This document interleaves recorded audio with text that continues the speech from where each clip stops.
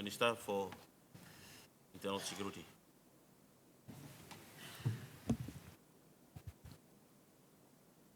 Thank you, Deputy Speaker, leaders of this Honourable House.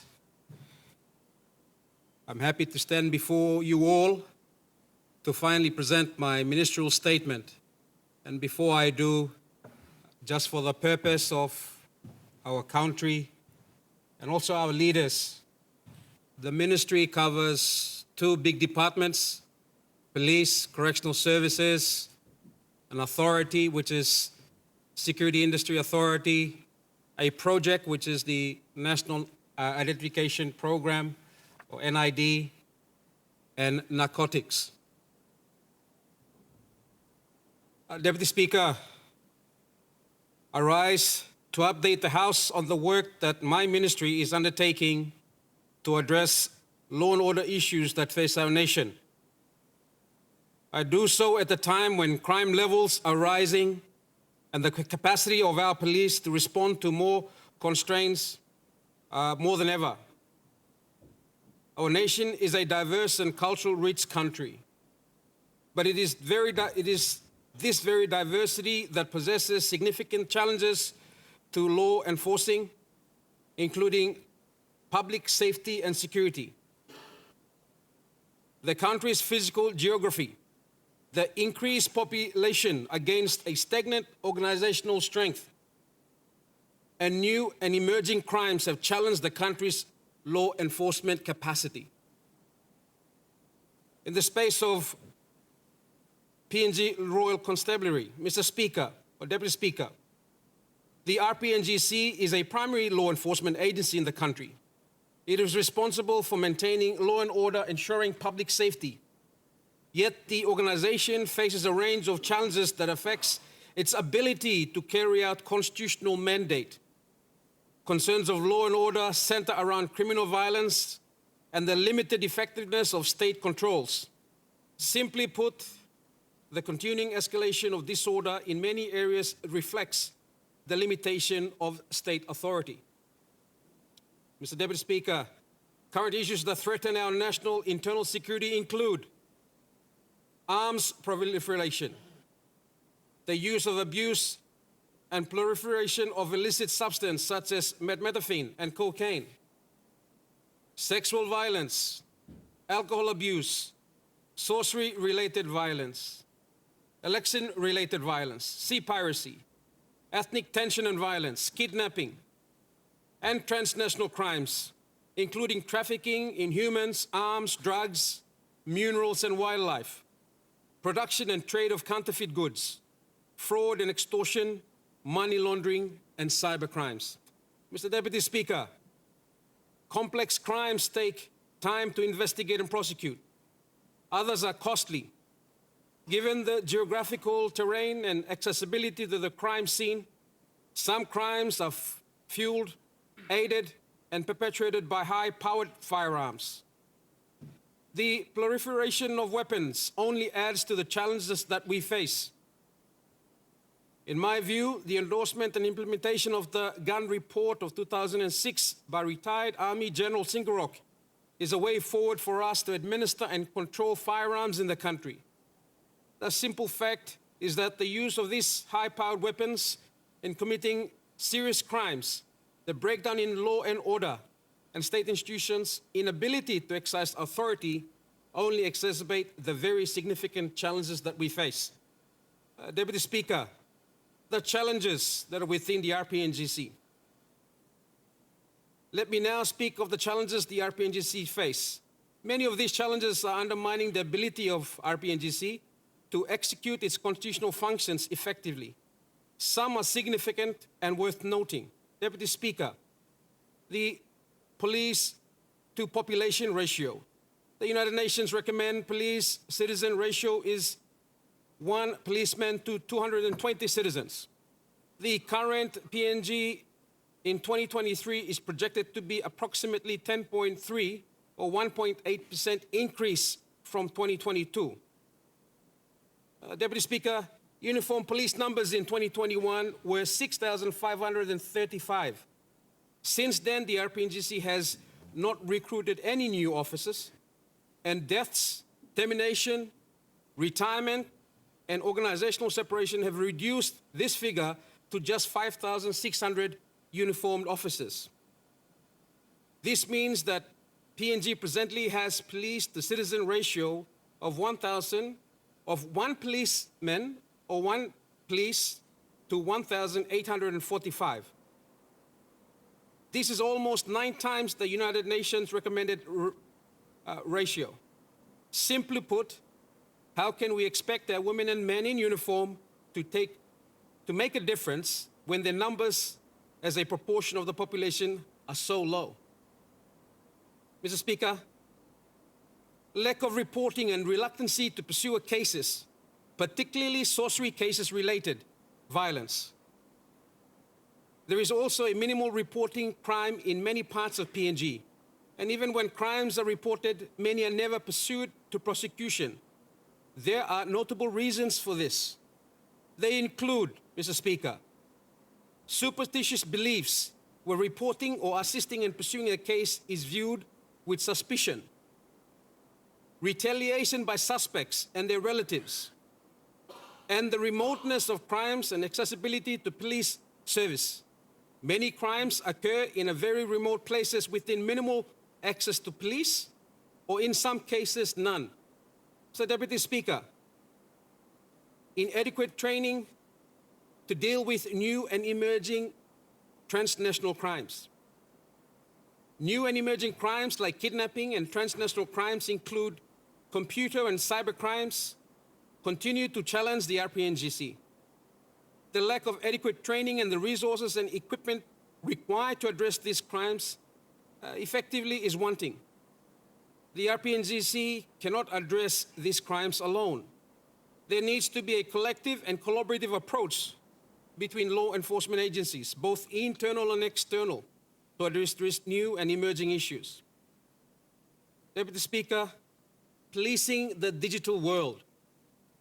The availability and use of digital tools to communicate on the internet, digital devices, smart devices, and other technologies, including social media platforms, have stretched our capacity to meet expectations.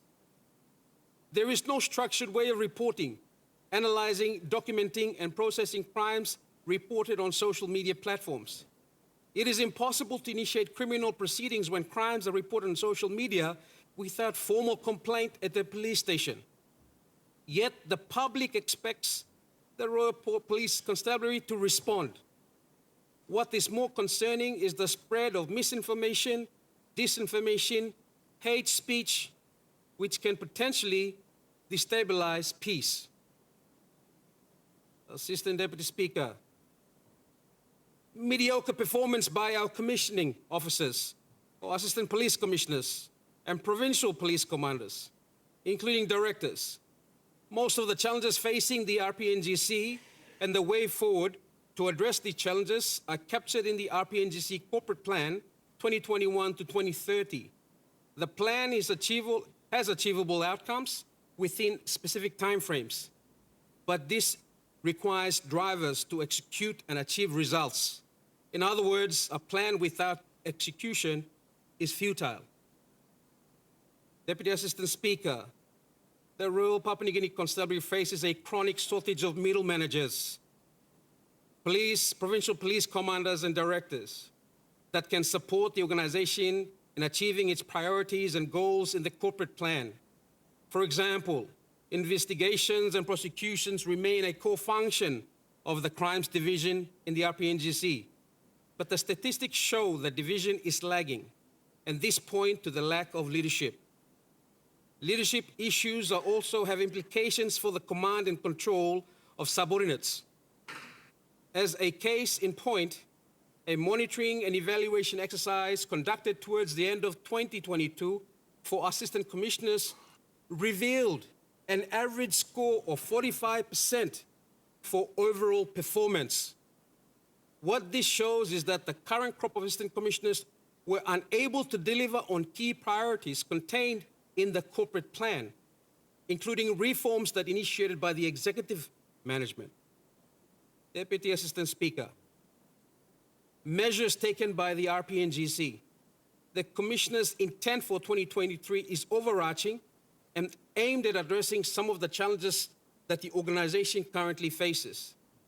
These include growing and improving RPNGC, building a safer PNG, strengthening partnership, leadership and governance, investing in infrastructure, and in human resource management and development. Growing and improving RPNGC. Successive governments have given lip service to the RPNGC in terms of increasing its police uniform numbers. Official documents, including the Medium-Term Development Plan 1, 2, and 3, all committed to increase police numbers. Those commitments have never been matched by the political will. But that is going to change, Deputy Assistant Speaker. This year, 2023, for the first time in more than a decade, the Marape Rosso government has significantly increased the Royal Papua New Guinea Constabulary budget. The RPNGC has embarked on a mass recruitment drive which commenced early this year. The recruitment of regular police officers is almost complete, and the training of the first 320 recruits will begin in April. The Bomana Center of Excellence, formerly Bomana Police College, has the capacity to train 640 officers annually. Increasing the numbers of trainees above this threshold is limited by the training facilities and instructors. Deputy Assistant Speaker, that is why our government has commissioned a second training center at Gusup, Moroway Province, to be commissioned as a regional training center. The new center will allow us to increase the annual number of trainees. As a consequence, police numbers and police-to-citizen ratio will significantly improve as we continue to maintain current support and funding over the next decade. So, Deputy Assistant Speaker, building a safer PNG. The RPNGC is also working to build a safer and more conscious, more prosperous PNG. And our initiatives include increased direct support to our country's extractive industries, an investigation task force team to address major unresolved crimes, an operational plan for the Western Force or Special Policing Arrangement, which will deploy 230 personnel to the Western End Command to assist the local police, and to establish a family sexual violence unit in all our major provincial centers to address gender-based violence. Deputy Assistant Speaker, strengthening our partnership, leadership and governance. Partnership programs enhance capacity, building and improve capability and information sharing. The RPNGC has reached out to provincial and district governments to strengthen policing at different levels of government. It is also forming strategic partnerships with its regional and international counterparts, particularly the law enforcement agencies. Strategic partnership with regional and international counterparts is critical to address our transnational crime. Mr. Deputy Assistant Speaker, in line with the government's minimum service delivery framework, provincial police commanders in each province have developed provincial and district development plans focused on improving police service delivery at a provincial and district level. Each PPC has been instructed to closely work with provincial and district administrators and elected leaders, governors and members of parliament, as these plans require collective efforts and support from provincial and district governments. Assistant Deputy Speaker, the RPNGC has also recently partnered with the Department of Information and Communication Technology to police the digital world. The Cyber Coordination Center will address cyber and computer crimes, monitor social media platforms, and report crimes to police for action. The administration and mechanisms of the operation will be captured in an Memorandum of Understanding between the RPNGC and Department of Information Communication Technology, or DICT. Members of the DICT will be sworn in as special constables, so they enjoy the same policing powers as regular member of the RPNGC. Mr. Assistant Speaker, the RPNGC recognizes its limited capacity and ability to address, for example, transnational crimes, and capacity building. For this reason, it is continuing to strengthen relationship with traditional partners and forging new partnership with other law enforcement agencies and organizations in the region. Mr. Deputy Assistant Speaker, the relationship with the Australian Federal Police through the Papua New Guinea Australia Policing Partnership has matured. Capacity building, information sharing, and technology transfer are some of the activities undertaken by the program. For example, over 130 police prosecutors will graduate with diplomas in prosecution in the next 2 years. A new initiative supported by PNG APP to build the capacity of our police prosecutors. This strategic partnership benefits both countries. Deputy Assistant Speaker, the Commissioner of Police, under my direction, has established a strategic partnership engagement coordination called SPEC. This body is to manage and coordinate bilateral, multilateral, and intergovernment partnership arrangement. SPEC will coordinate resources and support to address priority areas affecting the RPNGC and maximize the resource support to targeted areas to improve overall effectiveness and efficiency in delivering police service. The RPNGC has also forged and strengthened partnership with the Indonesian Police, Solomon Islands Police, U.S. Government Law Enforcement Agency, the Homeland Security Investigation. Mr. Deputy Assistant Speaker, our infrastructure development. Let me now speak to some of our investment in infrastructure. The RPNGC has conducted feasibility studies into rehabilitating and building new highway patrol bases in all provinces. Our aim is to have these bases at a spacing of 60 kilometers apart. We have conducted feasibility studies into reviving and strengthening water police bases in coastal areas. These activities, the national government's broader PNG Connect initiative. We are also investing in new training facilities. Classroom, a mess, and a gymnasium are under construction for the new recruits. Deputy Assistant Speaker, the government has also approved a special policing assistant program called SPAP to assist with its development activities. PFDs and PIPs have been submitted to National Planning and Treasury. The RPNGC has also established contact with Toyota in Japan through the Japanese embassy to purchase vehicles to refleet its aging fleet and reduce hires. Deputy Assistant Speaker, strengthen our governance, revising our Police Act. The RPNGC, with support from the Constitutional Reform Commission, is currently revising our Police Act to accommodate development strategies, key focus areas, and the medium-term development plan and the Commissioner's intentions. Deputy Assistant Speaker, human resource management and development. We are also investing in human resource management and development. The RPNGC, with the support from the AFP or APP program, will recruit expatriates into key positions in the crime division, fraud, traffic, and internal affairs directorate.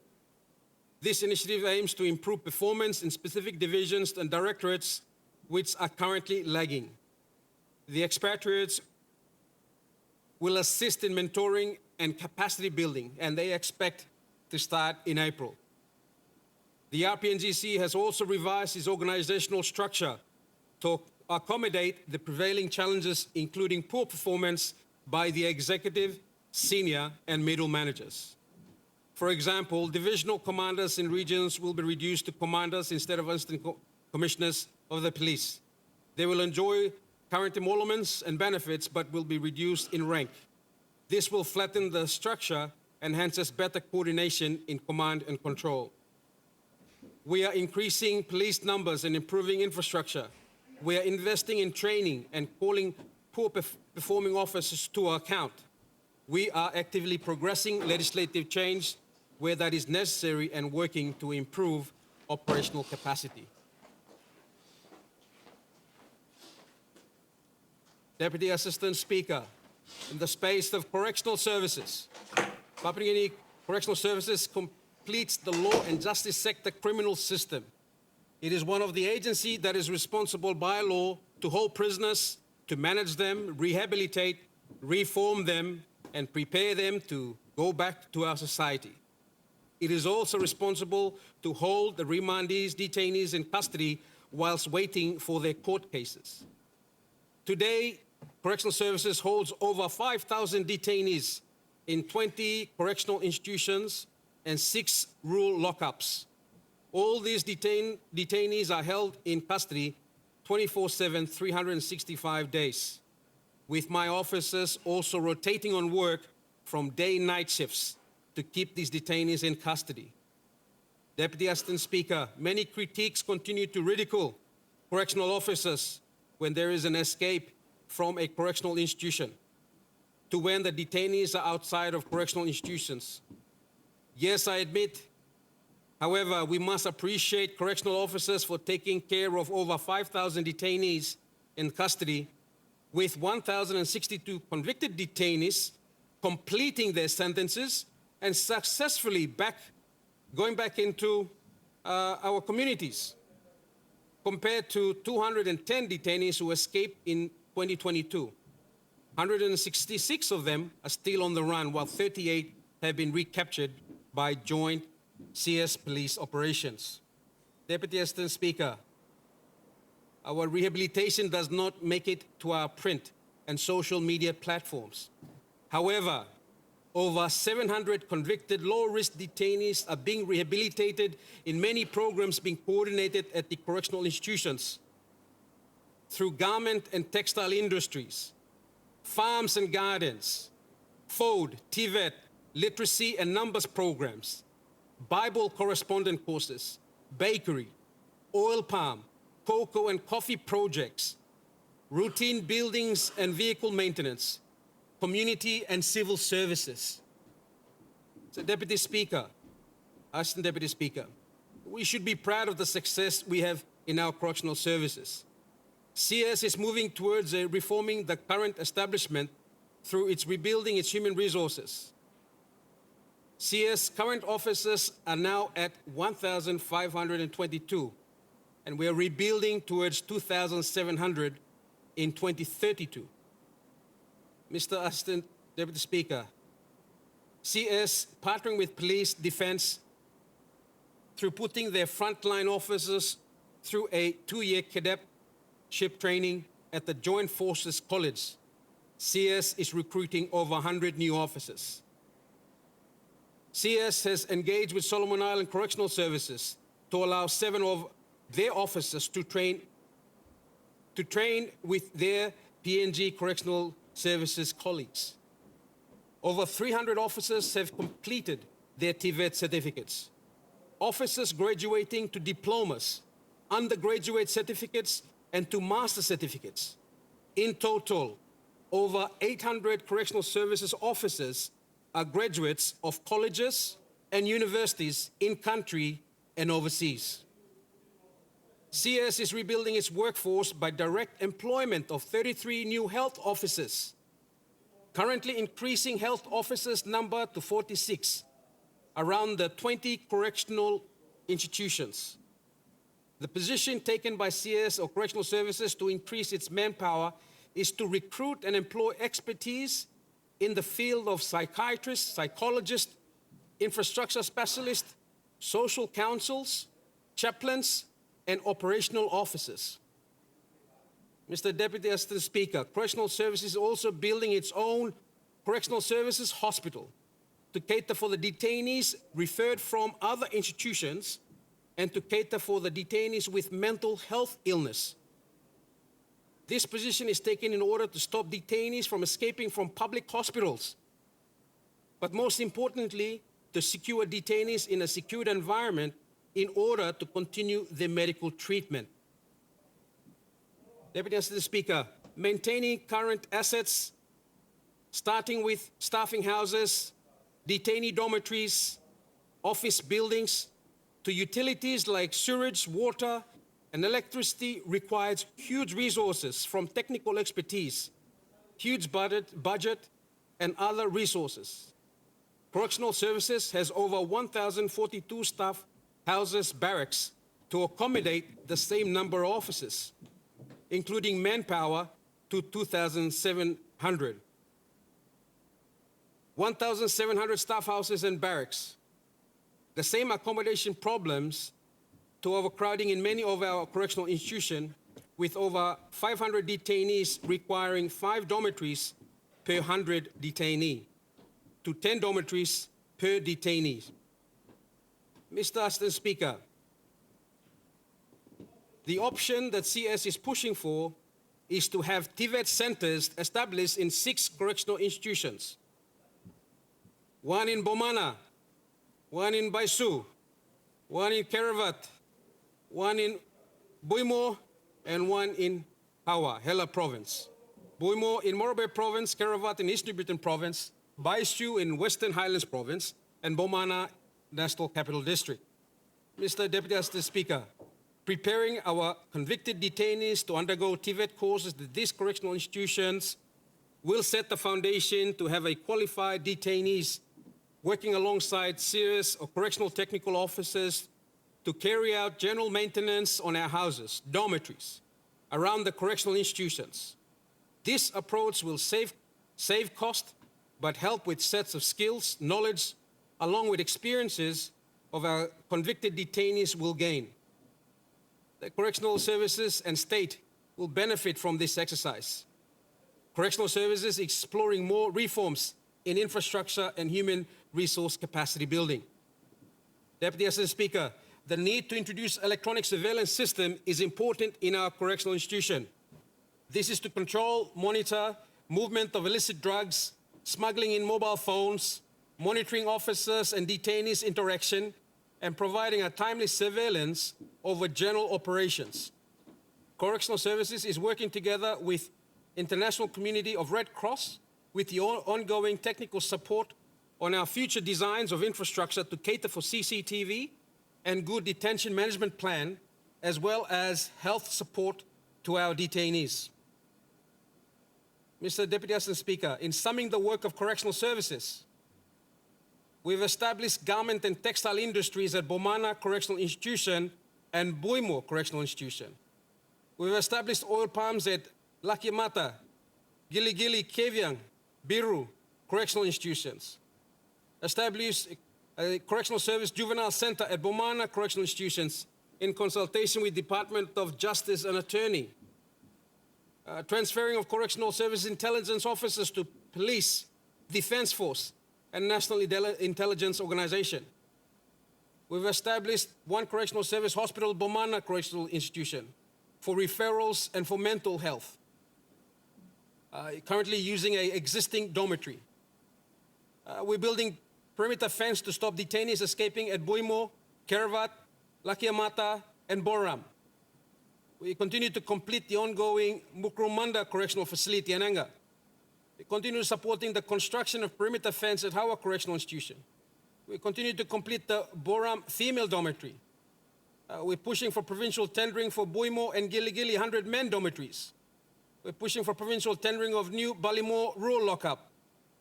We seek government support to refleet the aging vehicles in correctional services, explore the expansion of the Bougainville Correctional Services to the 3 regions of North, Central, and South.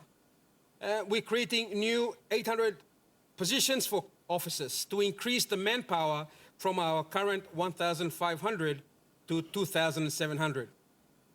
Mr. Deputy Assistant Speaker, there are many successes noted in our correctional institutions. Amidst the difficult times we are faced with, we must appreciate all the efforts our officers are putting together through commitments to make correctional services a better place for our remand and convicted detainees to live, learn, and become better citizens. Having stated the success, there are challenges which must not be set aside, Mr. Deputy Speaker. They are the need for reform taking place in the correctional services cannot be filled as goods and services annual budget is not increased from 34 million to the required 66 million annually required. Number 2, the price increase has contributed to correctional services officers and detainees missing out on uniforms. Number 3, a total of 1,042 staff houses are current, but we need 500 extra to cater for the increase.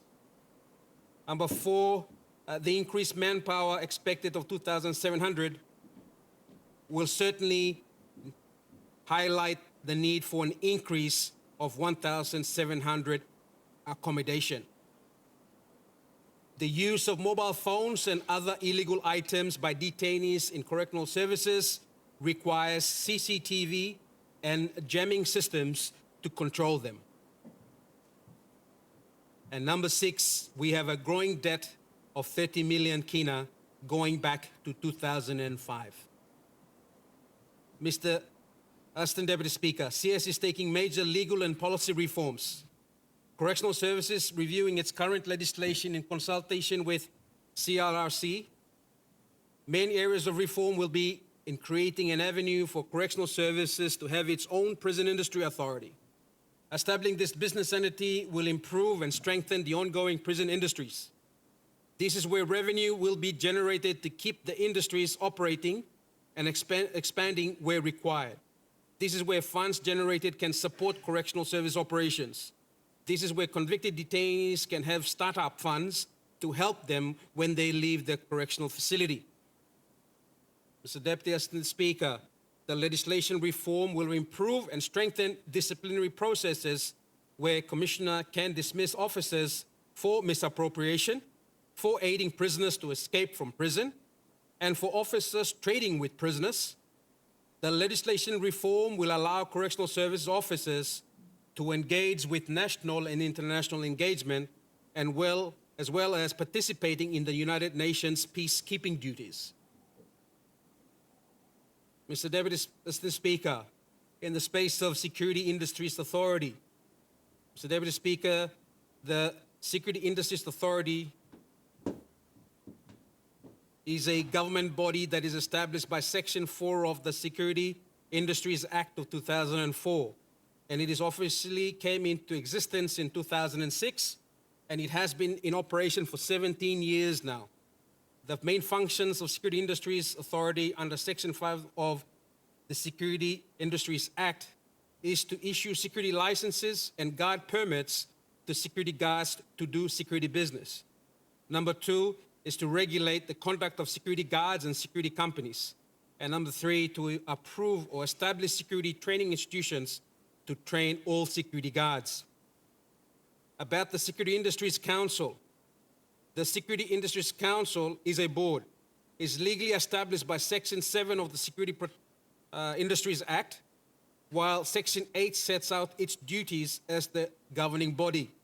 The Council is made up of 8 members from various stakeholders under the chairmanship of the Commissioner, who controls the affairs of the Security Industries Authority by 1, holding regular meetings to make policy decisions for the implementation by Registrar of the Security Industries Authority and his staff to take our authority forward, and 2, consulting industry players for their input on how the industry should operate.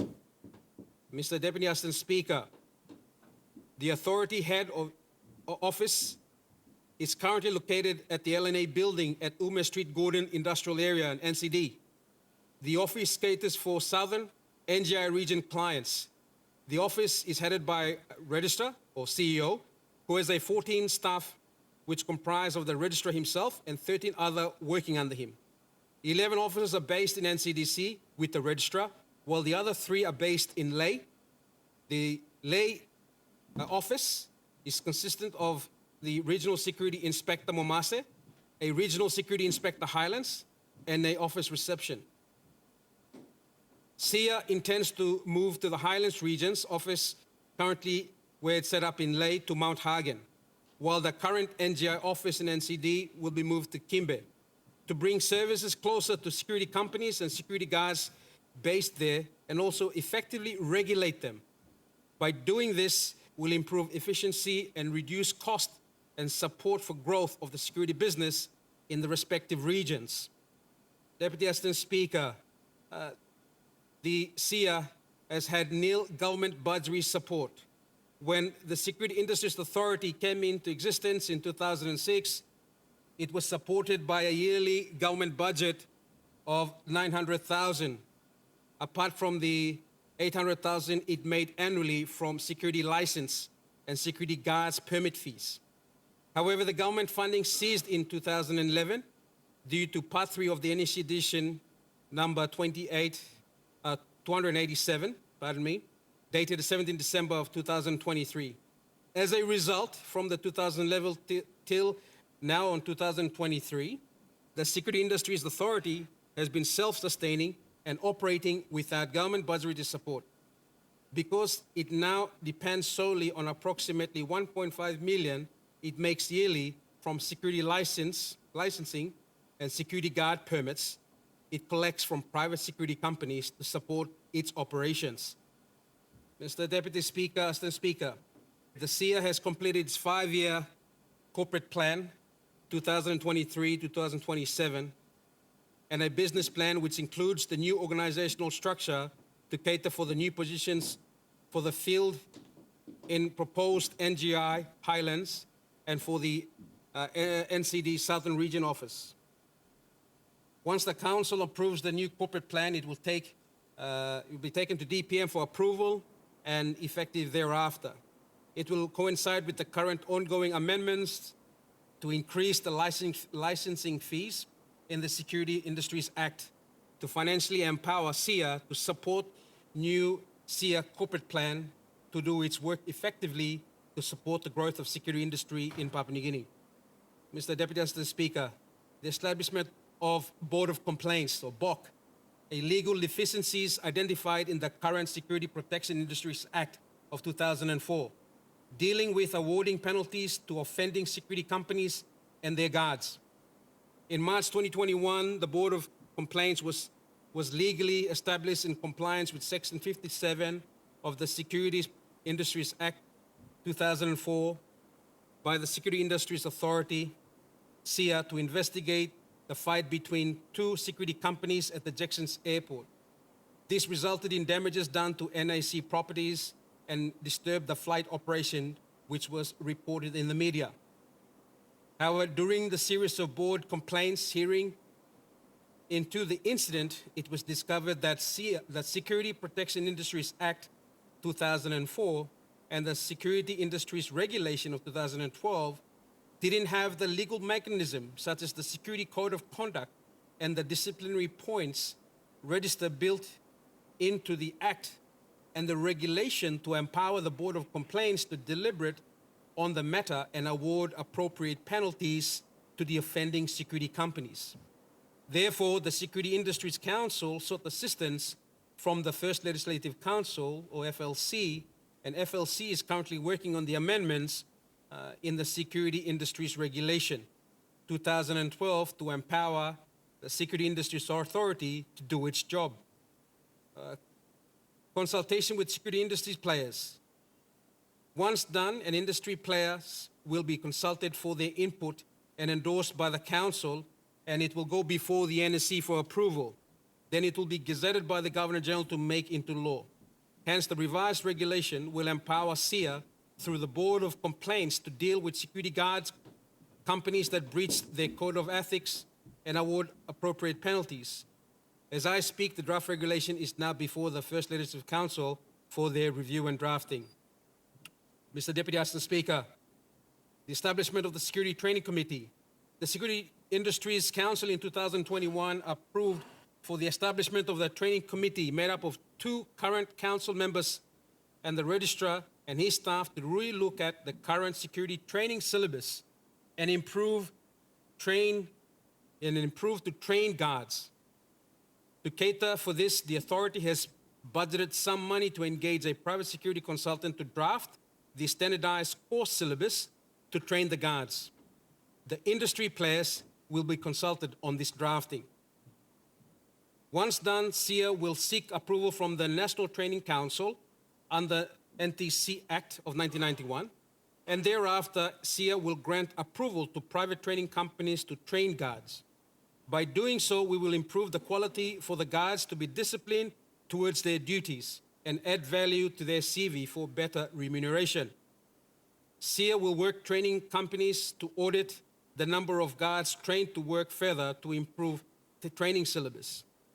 Because currently there is no control on security companies that are training security guards, and that SEA does not know the courses syllabus that they are teaching their guards.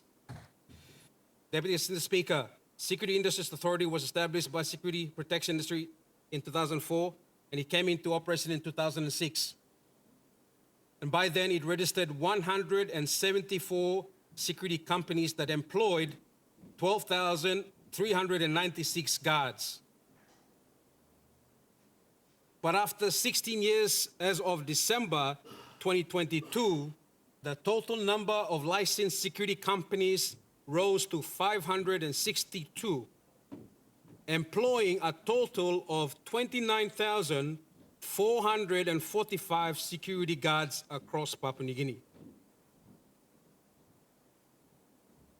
Deputy Assistant Speaker, registration of foreign-owned security companies.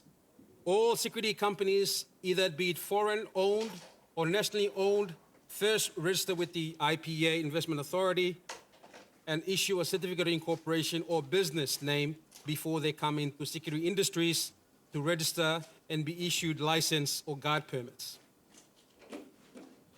What Security Protection Act 2004 says on registration of foreign-owned security companies.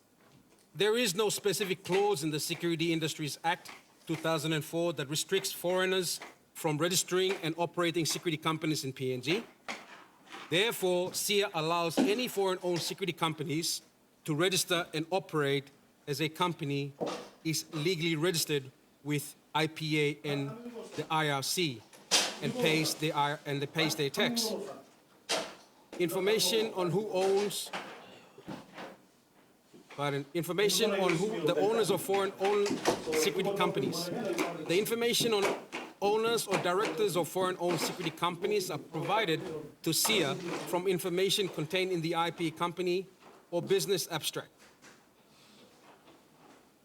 And SEA has the database of all security companies in the country, thus it has names of all owners and directors of foreign-owned companies. Total number of foreign-owned security companies is 15 as at the year 2022. The 15 owned companies are registered and are compliant with the Act.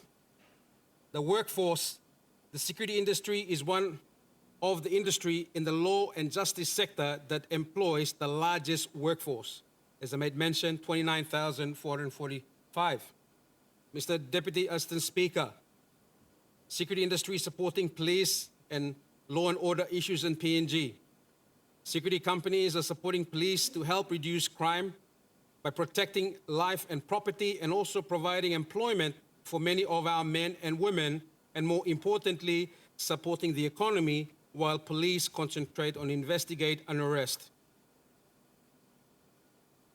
Deputy Assistant Speaker, in the space of National Civil Identity Registry, Mr. Deputy Speaker, Assistant Speaker, civil registration and identification of all Papua New Guineans and others who dwell within our borders is too important to ignore, as it is the genesis of development.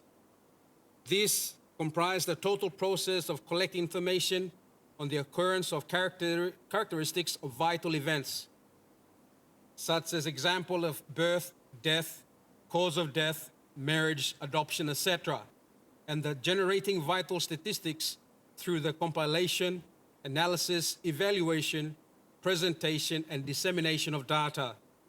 Mr. Deputy Assistant Speaker, the PNG CIR developed its corporate vision from the above priority of the governance in the Medium-Term Development Plan 3 and support fully the documented goals as follows. The government will implement a modern, reliable, and secure national identification system to support governance and the delivery of government services.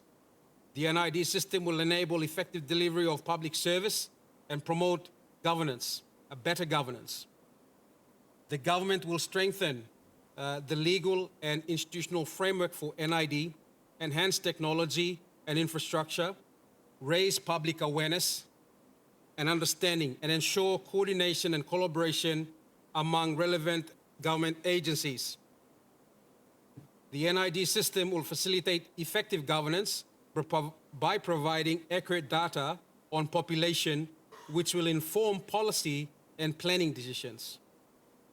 Mr. Deputy Assistant Speaker, the stored data of citizens has the potential to transform the way citizens interact with government, promote financial inclusion, social welfare, enhance efficiency of business.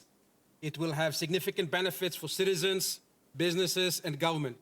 Citizens will have access to a range of government services through a single digital identity, and businesses will benefit from reduced transaction costs and increased efficiency. The government will have better data on its citizens, enabling it to design more effective policies and programs. It is such that, on behalf of the Marape Rosso government, I have directed the NID project to register 95% of the population by 16 September 2025 as a Golden Jubilee anniversary gift to Papua New Guinea. Mr. Speaker, Deputy Speaker, in order to implement the ministerial directives, PNG CIR will need to register almost 2.4 million per annum for the next 2.5 years. The other 6 months will be used to map out the late registrations, marginalized and hard to reach communities. With the national average cost of 50 kina per person to register, these annual registration targets require funding of about 310 million plus for manpower, machines, materials, and methods. Mr. Deputy Assistant Speaker, political will and support is essential, paramount to assist in this endeavor, and my ministry is in process to bring to NEC a policy submission on counter-funding options, strategies to support implementation of ministerial policy directives to register 95% population by 2025. The policy calls for provinces, districts to allocate funding support to PNG-CIR through their PSIP and DSIP grants to empower the registry to go to the people and ensure everyone is accounted and accorded legal identity. Mr. Speaker, from 2015, Deputy Speaker, from 2015, 31st December to 2022, a total of 2,855,271 registration nationwide has been collected. The total registration comprises of 2,085,628, which is 18 years of age and above, which consists of 76% of this registration, and 768,288 persons below the age of 18, which makes up 24%, and 1,355, which is less than 1%, is from birth certificates and which relate to registration of adoption, death, marriage, and legitimatization. I wish to acknowledge our Prime Minister, Honourable James Marape, for his continued support of the National Identification Project. These are difficult times, and this project continues to benefit from the clarity of your vision and strength of your leadership. Mr. Deputy Assistant Speaker, the registration of public servants is priority one at this stage until we account for all public servants of the, and implement the government's one position, one person, one pay policy. Until the government knows the numbers of people it exists to serve and protect, it can never fully allocate limited resources in a fair and equitable manner. As the NIG project moves to register the rest of Papua New Guinea, I would like to, on behalf of the Marape Rosso government, call on all heads of departments, CEOs of national public service entities to move towards ensuring that we know the beast we feed by supporting this registration drive. Mr. Deputy Assistant Speaker, I'm calling on our honourable members, NEC, to do what we can, where we can, so we might at least set down the right foundation for more accurate, reliable development planning in our country. Mr. Speaker, lastly but not the least, I would like to make mention in-house cultural change in the PNG Civil and Identity Registry. The national average age of the 531 recruited to work there is 27 years of age. This means that they have a lot of energy at work. Each staff is monitoring their own KPIs, and they are taught to work long hours without overtime just to meet their personal KPI, and they are rewarded or penalized accordingly. Mr. Deputy Assistant Speaker, I am very impressed with the savings culture that the PNGCR management has instilled amongst their young staff. This is the culture I would like to see we must breed in our public service. A financially sound public servant is not a risk, nor is a liability to the system and operations of the public service. Mr. Deputy Assistant Speaker, let me conclude. The reforms we have put in place and the partnerships that we are forming to start to see to deliver results. In short, the Marape Rossel government is committed to addressing law and order and laying the foundation for an effective, responsive RPNGC into the future. As Minister for Internal Security, I am accurately aware of the law and order challenges our nation continues to face. Our government is committed to taking whatever action is necessary to ensure that our national police force can address these challenges. I will not waver in the task that is before me. I am confident in the coming years we will see substantial change that will benefit our nation, our economy, and our country. With this, Deputy Assistant Speaker, I commend this ministerial statement to this Honourable House. Thank you, Deputy Assistant Speaker.